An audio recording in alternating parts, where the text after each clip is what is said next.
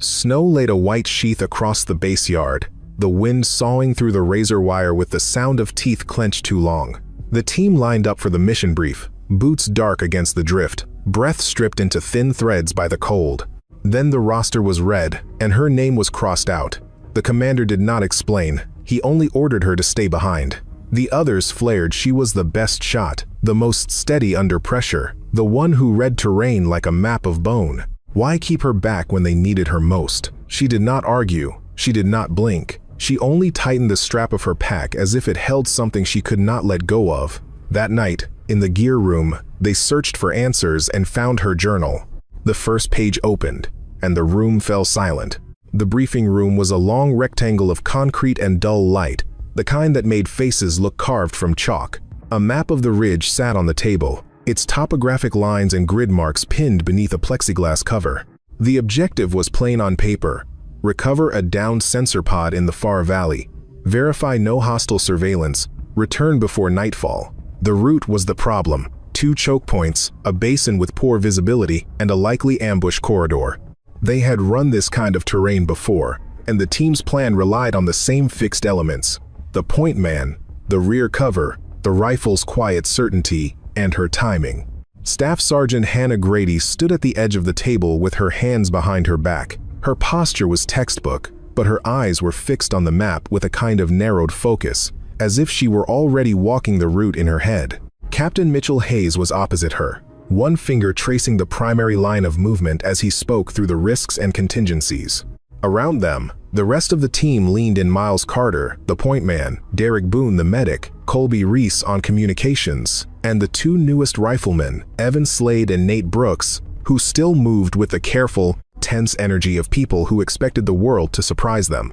The mission had been built around Hannah's presence from the beginning.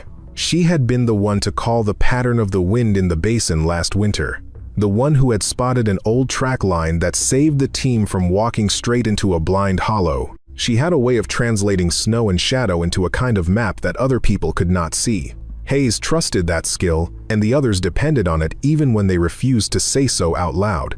In their internal planning, her role had been fixed: overwatch from the eastern ridgeline, a quiet line of sight over the basin, a steady brake on the team's tendency to push too fast through a whiteout.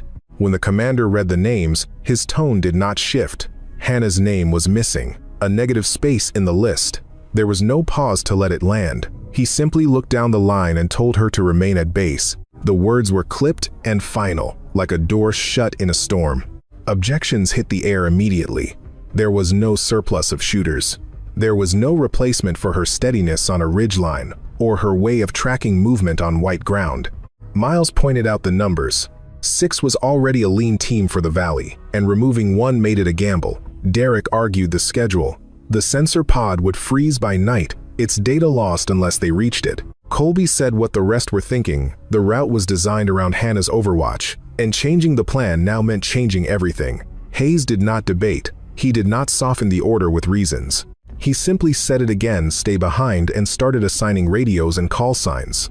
Hannah stood at ease, weight balanced on both feet, eyes forward, the set of her jaw flat and unreadable. There was no protest, no request for clarification. It was as if he had told her to clean a rifle or inventory medkits. She accepted, and that acceptance, more than the order itself, sharpened the team's anger. The room felt colder by degrees, the concrete pressing its chill up through the soles of their boots. Miles spoke again, his voice rising. If she did not go, he would refuse to move out. Hayes looked at him for 3 seconds, then told him the route would proceed regardless. There was no threat in his voice. There did not need to be. In that silence, the hierarchy of the room settled back into place, heavy and unavoidable. Hannah tightened the strap on her pack and stepped back from the map. The cold had already seeped through the concrete floor, and the room felt smaller than it should have. Hayes's gaze never left the grid lines. He read out the rest of the assignments with the same even cadence, as if a crucial part of the mission had not just been removed. The team filed out, boots clacking, murmurs cut short by the wind that met them in the yard. Snow drifted under the metal stairs and curled against the tire treads of the transport. Hannah stood by the doorway until the last of them exited, then turned back into the building with the orders still hanging in the air.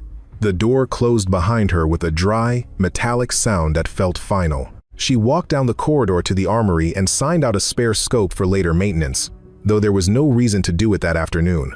The motion gave her hands something to do. It kept her from standing in the empty hallway with the sound of the transport engines fading in the distance. She set the scope on her bench, unwrapped a cloth, and began the careful, slow routine of inspection, as if the work could steady something beneath the surface. The glass was clean, the metal was cold. The routine was a thin line of control in a day that had just gone off course. Outside, the wind combed the yard. The tracks of the departing team faded almost as soon as they were made. Hannah watched the line of movement through the frosted glass and did not move until it was gone. Only then did she exhale. A single breath. That was not relief and not resignation, just a release of what she could not say. By midday, the rumors had outrun the actual plan. They moved through the barracks and the mess hall like a cold draft, turning heads and stiffening shoulders. Some said Hannah had been pulled because of a disciplinary mark. Others said she was unstable, too quiet after the last rotation, too rigid during drills, too prone to stare past the room. Someone else said Hayes was protecting her because she was his favorite or because of a history no one had the right to know. The medical tech in the clinic, a man who rarely spoke of anything outside the infirmary, shook his head when her name came up and mentioned sleeplessness, as if that could explain the order. The radio specialist suggested she might have failed a psych check. A line sergeant from another unit muttered that Hayes was making a personal decision in a professional war. The most bitter version ended with a whisper about the chain of command being compromised. Yet, the people closest to her said less, not more. They had seen her on the range and in the snow. They had watched her pick a figure out of a whiteout and hold the breathless pause before a shot. They had watched her clean and re-clean her weapon in the hours after a mission, as if she could polish away the edge of memory. Those observations did not fit with the quick theories, but they also did not erase the order. In the mess hall, a few tables away from the conversation, Hannah sat alone with a mug of coffee that had gone cold. She ate in measured bites, eyes on the yard beyond the window. The snow made everything soundless, and the wind dragged a thin sheet of it across the concrete. She did not look up when people spoke her name. The silence around her was not empty. It was tight, deliberate, and held. Miles, already kitted for departure, lingered near the door with his gloves in his hands. He glanced at Hannah as if he might cross the room, then turned away. His loyalty was to the team first, and that meant boarding the transport, not searching for explanations he would not get. The decision set his jaw, and he left without speaking. Hayes moved through the barracks with the same steady pace he used on a patrol. He did not answer the questions that followed him, and he did not stop to explain the order. His silence became its own answer, and the lack of explanation drew suspicion like metal to a magnet. He would not sacrifice clarity in the field for the comfort of rumors in the rear, but the people left behind did not know that. They only knew they were asked to accept a risk with a key piece missing. Some of the younger soldiers in the adjacent unit remembered her from the range and wondered aloud whether she had refused a previous order. Others argued that no one with her record would risk that. Their uncertainty turned into new speculation, and that speculation became a constant background noise in the day, like the generator hum in the distance. The base felt too small for the number of questions it held. One detail circulated quietly. The way Hayes had looked at Hannah, as if he were seeing a wound that had never closed and knew exactly where the scar would split. It was not the look of distrust. It was the look of someone who understood the cost of letting something break at the wrong time.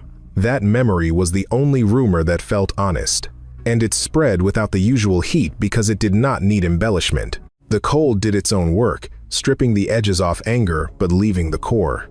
By the time the team loaded the transport, their frustration was steady rather than explosive. They did not argue with Hayes again. They did not ask Hannah a direct question.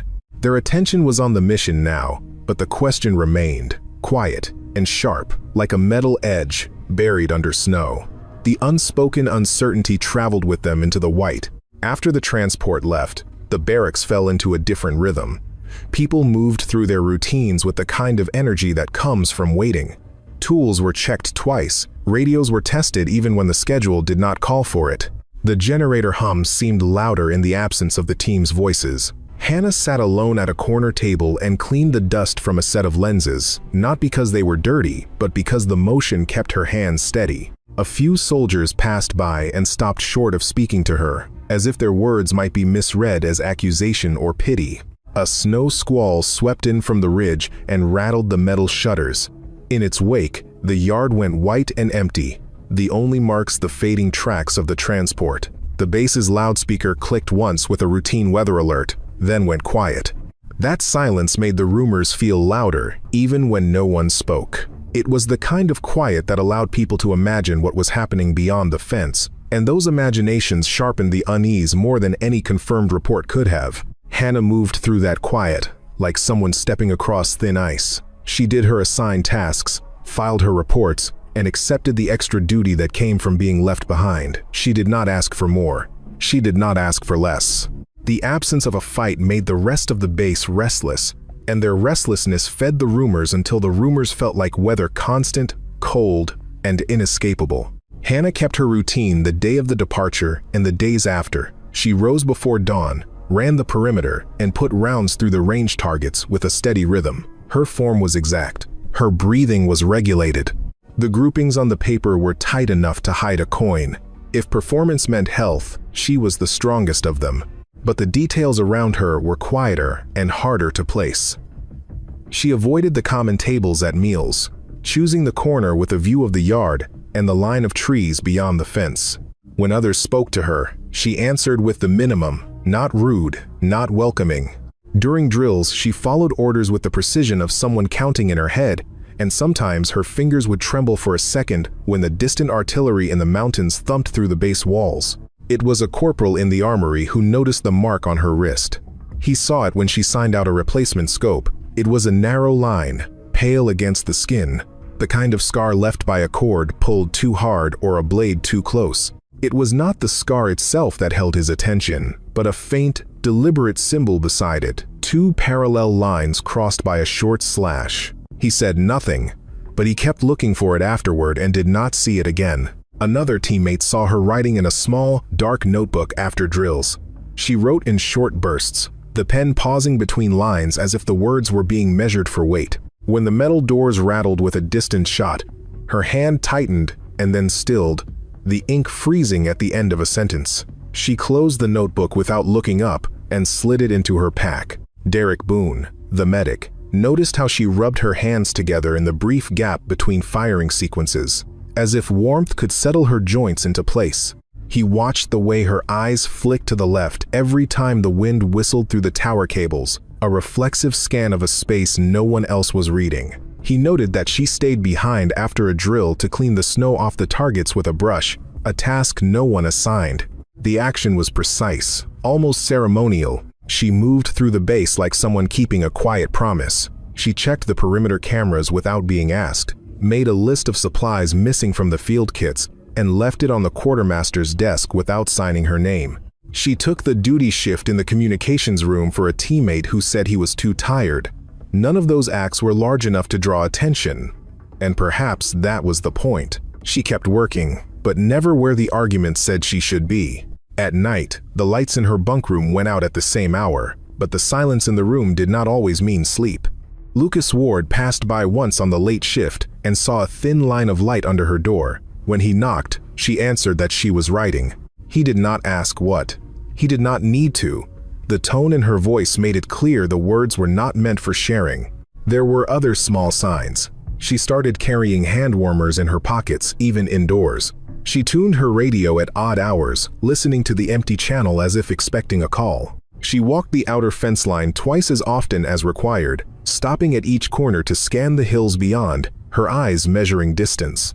The actions were competent and purposeful, and yet they felt like a form of avoidance, a way to stay in motion rather than face the stillness of being left behind. Those around her sensed a tension they could not name. She did not appear frightened, but there was a carefulness in her movements that had not been there before. She kept her gear immaculate. She kept her rifle oiled and ready. She kept her responses brief.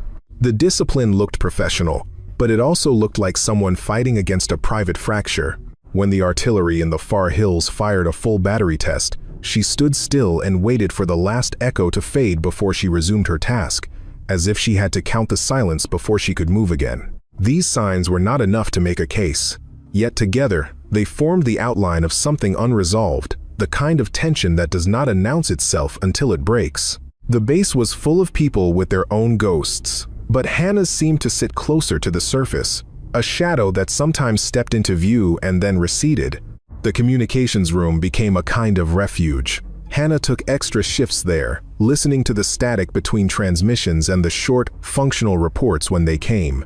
She logged each update with the same precision she used for range data, noting the time, the distance, the wind. When the channel went silent, she did not fill the space. She simply waited, her hands folded, her eyes on the wall clock, measuring the gaps like a surveyor measures distance in the field. The medic noticed the way she rubbed the inside of her wrist after each transmission, a small motion that repeated with the same timing as a trigger pull.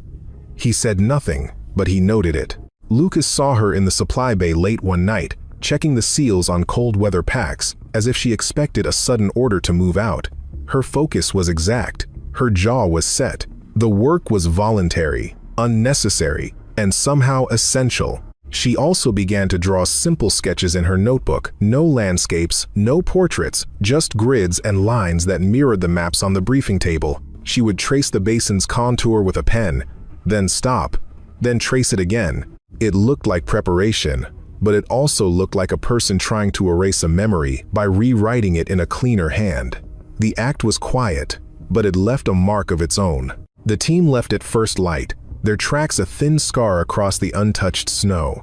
The wind pushed sideways, erasing the line as quickly as it was made. In the basin, they could not see more than 30 yards. The ridges were silent.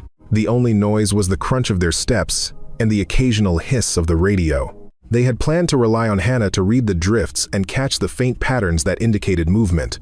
A handprint on a rock, a heat spot in a cold field. Without her, Miles tried to fill the gap, scanning deeper than he was trained to, lingering too long on empty sectors. Their pace slowed, the schedule tightened, and the pressure to make time began to push against their caution.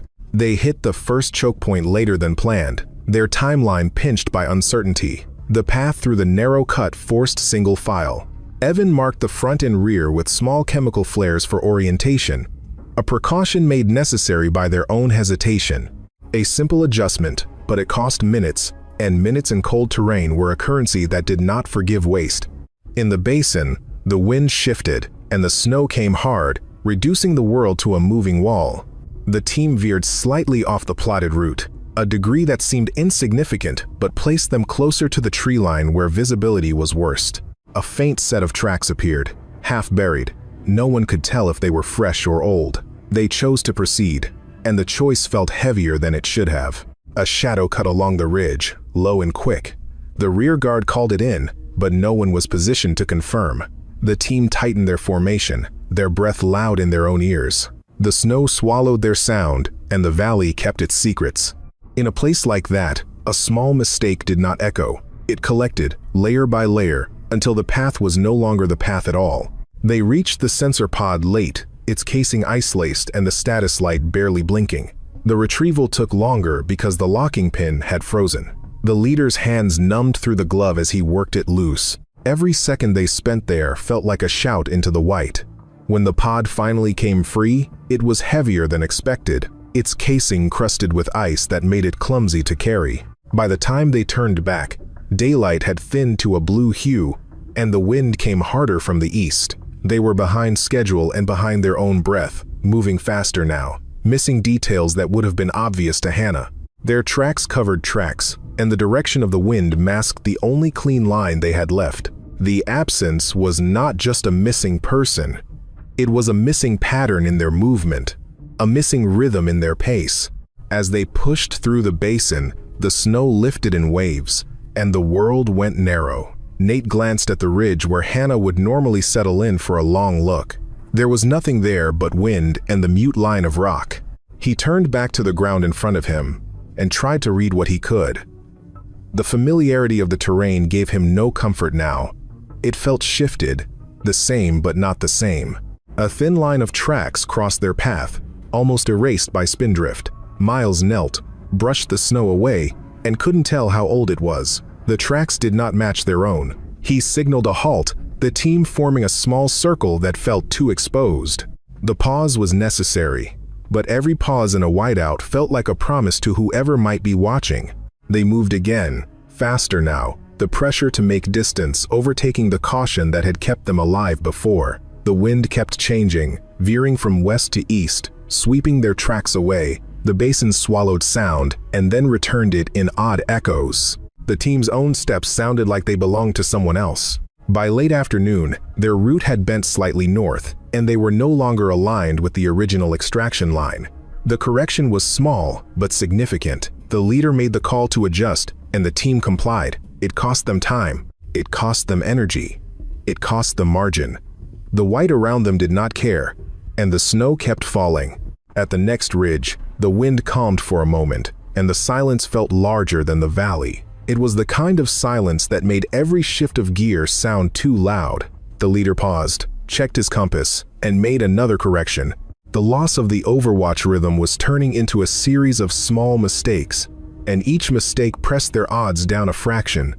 They did not recognize it as a spiral yet, but the spiral had started. The terrain tightened as they pushed toward the western cut. Snow that looked solid from a distance softened underfoot, swallowing boots to the ankle and then to the calf. Miles set the pace, but the pace had to fit the terrain now, not the plan. Evans shifted the sensor pod again, the strap cutting into his shoulder. The weight changed his balance, and each step took more effort. They said nothing about it. They only adjusted, breath cutting in short bursts through their masks. The ridgeline had a shallow crown that should have offered a clear view of the basin. Instead, the wind lifted a veil of spindrift that turned the view into a moving blur. The rear guard called out a possible movement, then waved it off when it resolved into a drift sloughing from a rock face. The false alarms drained their attention. Each pause meant exposure, each rush meant noise. They moved in a pattern that felt both cautious and hurried, a contradiction they could not fix without the calm, steady eye they were missing. Nate's glove tore on a shard of ice, and a strip of skin on his knuckle went numb within seconds. He wrapped it in a cloth and kept moving. The cold made minor injuries feel like weight on the joints. The air thinned as the light faded, and the basin's shape shifted with the wind's direction. The leader marked their new line on his map, seeing the edges of daylight close in. The return was now a race against exposure as much as against time, and the margin for error was almost gone. Back at base, the people who remained medical techs, radio operators, the quartermaster, and the few held for rotation watched the weather and waited. The radios carried brief, clipped updates, progress reports, time checks, distance markers. Nothing else. The snow had grown heavier, and the faint static in the radio felt like it was made of ice. It was the medic who suggested looking through her gear. Derek had been the one to watch her hand tremble after the artillery in the mountains, and he could not shake the sense that Hayes had issued the order with a reason he would never say. Colby, the radio specialist, agreed. The quartermaster, a soft-spoken man named Lucas Ward, hesitated, then opened Hannah's locker with the same slow motion he used on a sealed crate. Her pack was stowed neatly. Everything inside was standard, clean, aligned. The notebook was at the bottom, wrapped in a field cloth as if it needed protecting. No one expected to find a journal in a rifleman's pack. The base did not encourage it, but there it was. The cover black and worn at the edges. It looked as if it had been carried through more than one winter. They did not open it immediately. There was a pause, long enough to hear the wind rattle the metal siding. It felt like a boundary, and crossing it required a weight of its own. Then, Lucas turned the first page. The writing was tight, controlled, and sparse, like a report written for a file. Dates were listed, times were noted, locations were grid accurate. Yet between the lines there was something raw, a fault line that ran just below the surface. The first entries did not read like confession or complaint. They read like a debrief, a way of pinning down events so they could not shift in memory. The cold in the room seemed to deepen as they read. Colby read the entries out loud in a low voice, but the words did not sound like gossip. They sounded like a formal record of something that had already been paid for. Derek stood with his arms crossed, his breath slow and even. The notebook did not reveal itself quickly. It asked for attention, and they gave it. Lucas noticed the clean margin spacing and the way the ink held steady, as if Hannah had trained herself to keep her hands still even when the content suggested it should have shaken. The dates were frequent at first, then spaced further apart, then returned in clusters. The gaps were as telling as the words. The room around them seemed to shrink. The hum of the bass generators fell into the background, and the pages took the foreground as if they were the only sound. The journal was a small object, but it carried a weight that felt disproportionate, like a stone in a pocket when the rest of the pack is empty. Derek flipped ahead one page and saw a list of temperatures and wind speeds, then a single line that did not fit. Do not let pride drive the trigger. He stopped and went back. The line hung in the air like a piece of wire. He had heard Hannah talk about range discipline before, but the words on the page were different, written for herself, hard and unsoftened. They read on. The entries did not move in straight lines. They looped, returned, repeated. A date might appear twice, once in the language of an objective report, and again in a short paragraph that had no operational content at all, only a statement of what she felt in her hands or how the cold sounded at night. The contrast made the entries more unsettling than if they had been openly emotional. It showed how tightly she had tried to contain the break. Colby stopped once and looked up as if the words had struck him physically. He did not comment. He simply continued, his voice flatter now, the rhythm slower. Derek felt the shift and said nothing. Lucas turned the page with the kind of care used to handle a fragile instrument. The journal was a map of a landscape none of them had walked. The entry began with a timestamp and a temperature reading. It described a patrol 2 winters prior, a recon sweep through a valley that matched the one their team now moved through. The note was brief. Weather conditions, visibility, movement patterns. The next line recorded a mistake, a misread of a drift that masked a ridge cut. They entered the wrong corridor and exposed themselves to a firing lane they did not know existed. She wrote that the first shot came from the left, low and fast, and the man at point went down before he could call it in. She wrote that she hesitated, a fraction too long, thinking she could see the shooter and realizing she could not. That hesitation, she noted, was the same one she had felt in the basin this morning during drills, the same one she had fought against during the past weeks. The journal recorded the sequence without flourish.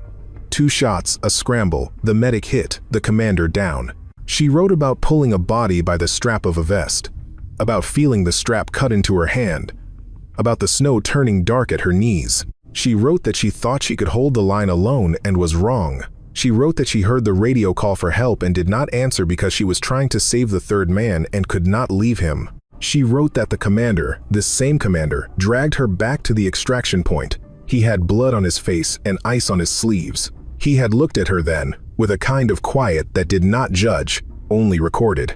She wrote that she swore on the ride out that she would never let the same mistake happen again, and that the vow had become a weight she carried like a second rifle. There was another entry, later, shorter. She wrote about waking in the night to the sound of wind and hearing gunfire in it. She wrote that her hand shook at the range when the cold was sharp enough to split the air. She wrote that she could do the work, but that the moment when the first shot broke could still take her out of her body.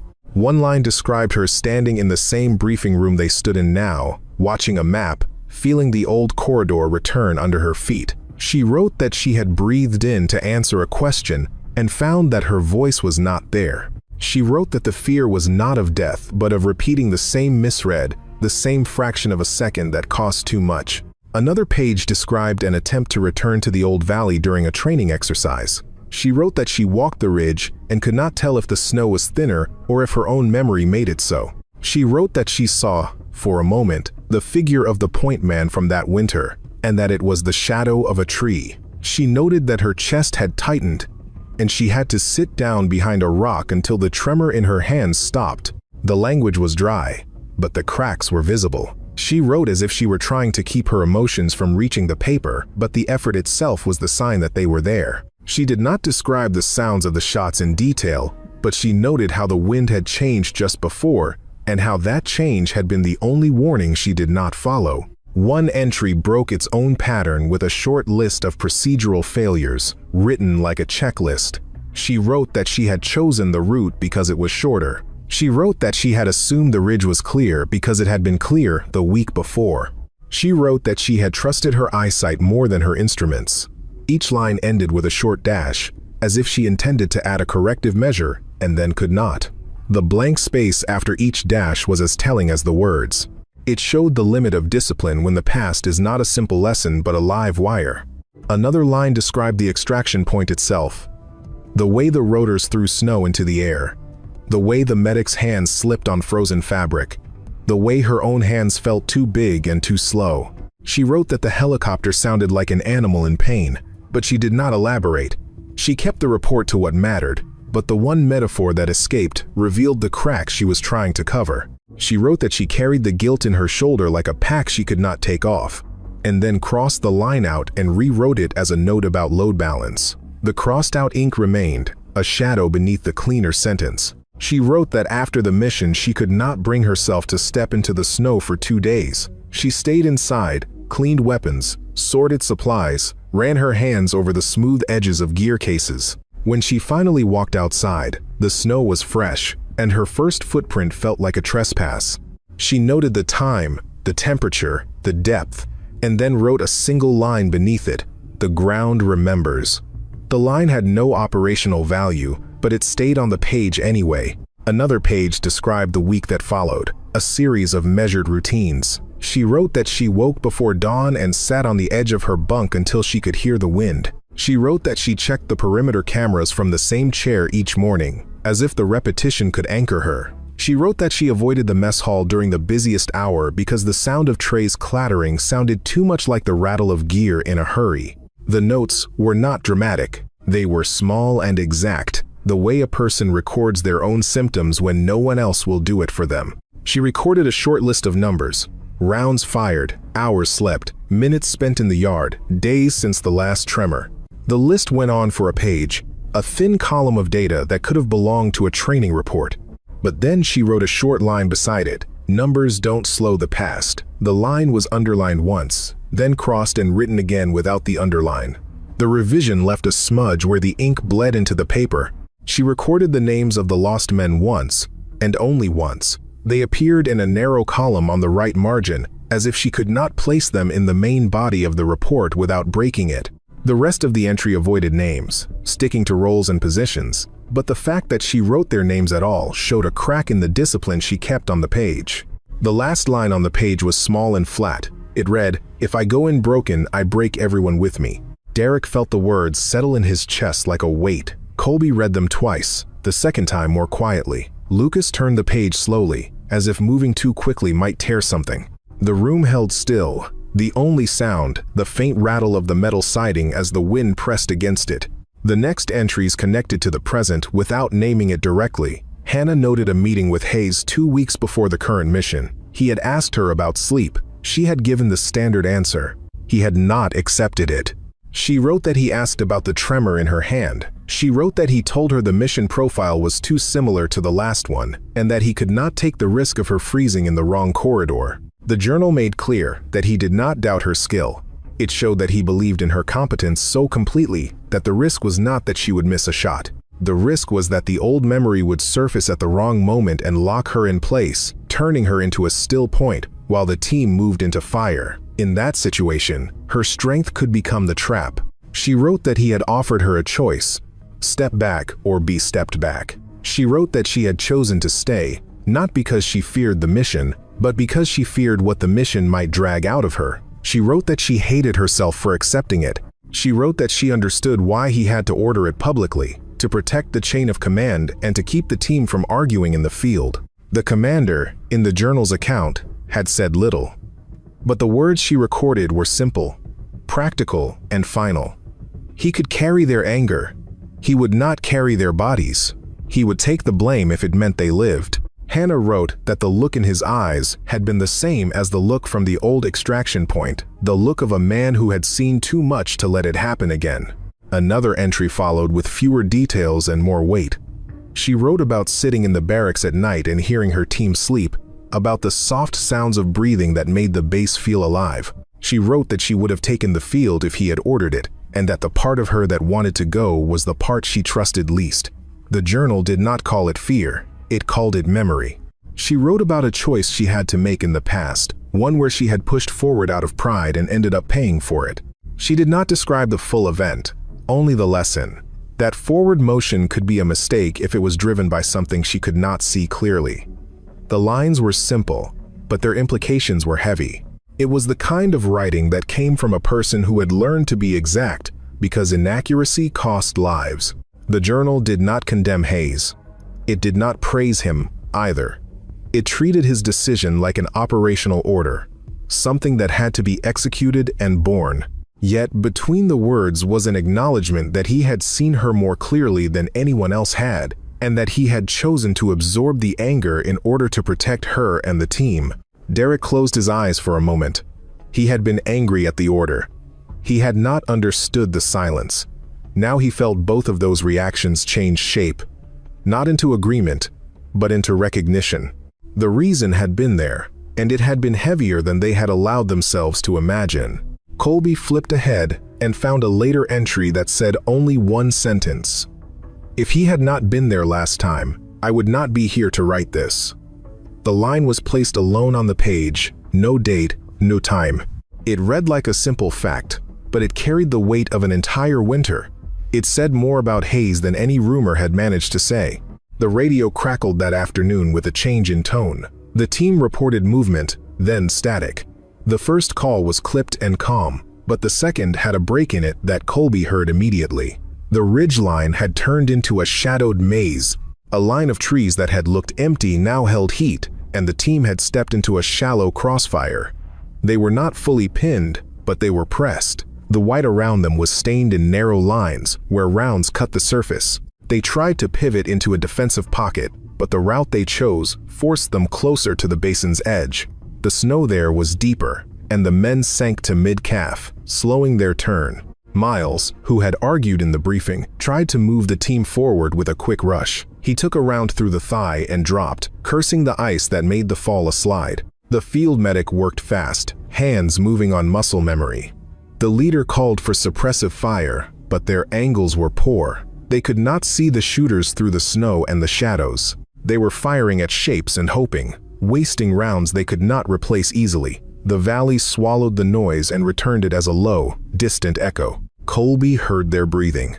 The open channel carried the thin sounds of effort and the short, sharp calls that held the team together. There was no room for extended talk. There was only the command to move, the call for position, the count of rounds remaining. The wind cut the rest away. The team pushed left, then right, searching for a line of exit that the terrain kept hiding. The sensor pod weighed down Evan, and he shifted it from shoulder to shoulder, losing speed each time he adjusted. Nate saw a flash of movement and fired, then realized it was a gust of snow off a trunk. The mistake cost a burst of ammunition and a burst of confidence. Every small error stacked on the last. The leader called for a smoke screen to cover the movement. The canister hissed, the smoke flattened by wind. It did not hold, it only marked their position, and the rounds sharpened. They moved in short rushes, breath-cutting, hands stiff, and the ground beneath them seemed to tilt in favor of whoever was waiting above. When the radio channel went quiet for 3 long seconds, Colby felt a cold deeper than the weather. He tightened his grip on the handset and said the call sign again. The response came as a short burst, distorted by static. They were shifting to a defensive pocket, the leader said. They needed time. Time was the one thing the wind did not give. The team's angles were wrong. They had pushed too far toward the tree line, and now the line of fire came from their flank. The terrain that had looked harmless from a map had become the kind of terrain that punished anyone who misread it. A shallow rise in the snow hit a drop, and when Nate stepped backward into it, he stumbled and nearly lost his rifle. Evan grabbed his strap and pulled him upright, both of them exposed for a heartbeat longer than was safe. The leader called a withdrawal toward a rock outcropping. The rock was not the best cover, but it was cover, and the only cover they could reach without running into open ground. They moved in pairs, one firing while the other ran. The pattern was clumsy in snow, but they had no choice. The wind carried their breath away and returned nothing. At the outcropping, they huddled tight, the sensor pod laid on the ground and shielded by bodies. The leader checked rounds and saw the count drop below half. The time to reach the extraction point was already tight. The cold did not care about their timeline. It was steady, indifferent, and patient.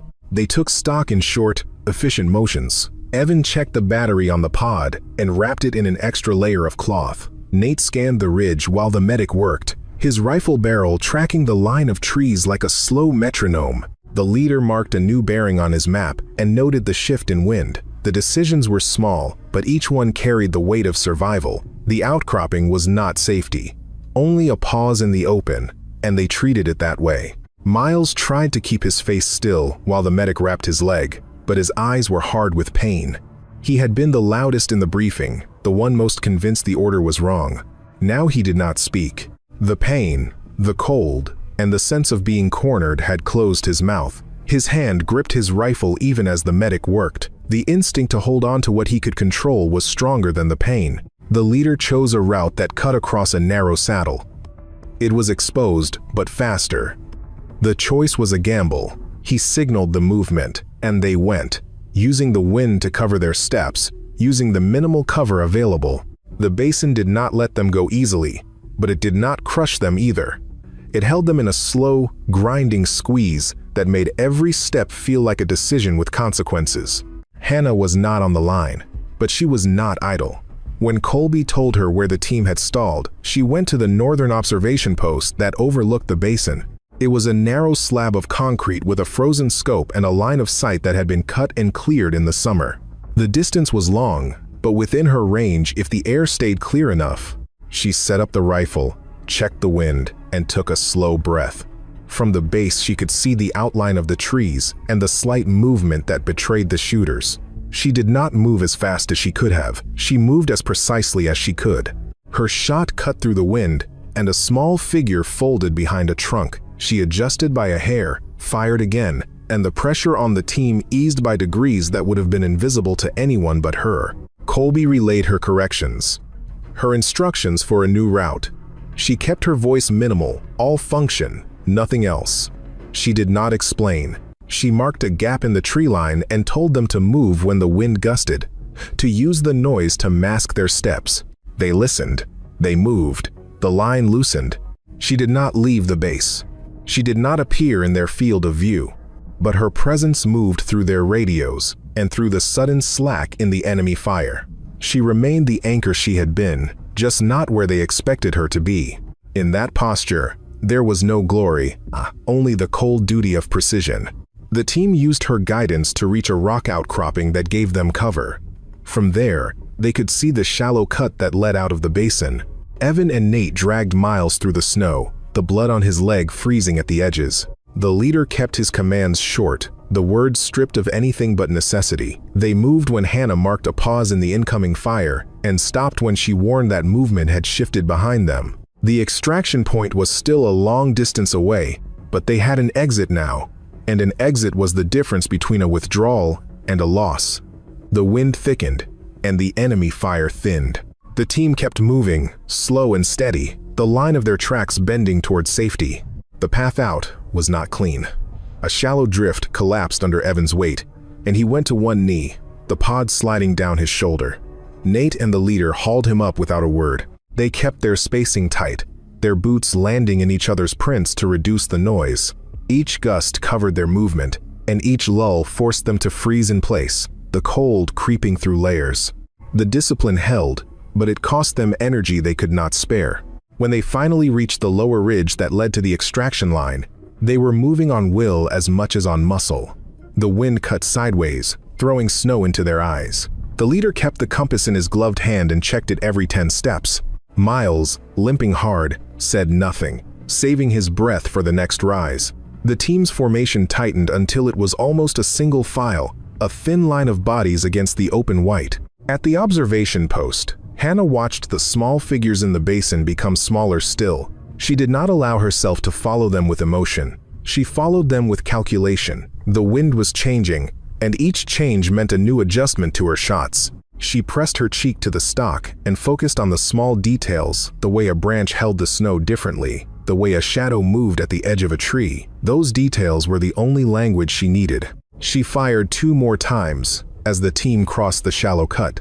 The shots were clean and spare. Each time she paused to measure the wind, to listen for a change, to make sure she did not chase a shadow that was only snow. The restraint was as important as the action. Her hands were steady, but her shoulders were tight, the tension held in a place she did not let reach her breath. She marked the last shooter's retreat with a note on her pad. She did not celebrate it, she recorded it. Her focus stayed on the team's movement, on the way they staggered in the drift, on the way the man with the wounded leg leaned on another's shoulder without speaking. In that thin line of movement, she saw the cost she had been trying to prevent, and she held herself to the same standard she had written down in her journal. No mistake that would pull them back into the corridor. When the last figure crossed the line she had marked as safe, she let out a breath she had not known she was holding. She stood, cleared the rifle, and carried it back down the stairs. The wind chewed at her coat. The cold did not change, but the weight in her chest shifted slightly, as if one thread in a tight knot had loosened. She returned to the communications room and wrote down the coordinates she had used, the timing of the wind shifts, the number of shots fired. The list was short, efficient. It read like a report, but underneath the report was the fact that she had kept her team alive without stepping into the basin. The difference was not small. It was the difference Hayes had been trying to secure. She waited by the radio for their return, listening to the breath on the channel, counting the seconds between transmissions. She said nothing beyond what was required. The tone of her voice stayed flat, the words trimmed to function. Yet the care was there in how she measured the wind for them, how she timed their movement to the gusts, how she kept them from running blind into another corridor. In the comms room, the heater rattled but did not warm the air. Hannah kept her gloves on, the radio pressed close to her mouth. Each transmission arrived as a clipped fragment, then faded into static. She logged each fragment, then drew a thin line under it, the same line she used at the range to mark a series of shots. The repetition was calming and brutal at once, a rhythm that kept her present without letting her soften. She filled a full page with small, clean notes, wind shifts, grid points, the number of seconds between calls. The notes were so precise that they looked like a different language, a code meant only for her. When the channel cleared for a moment, she could hear her own breath in the headset, slow and even. She wrote down the time anyway, as if the absence of sound was another data point. The discipline was a thin skin stretched over the memory she carried, and she kept it intact by refusing to let her voice wander. Colby watched her from the far desk.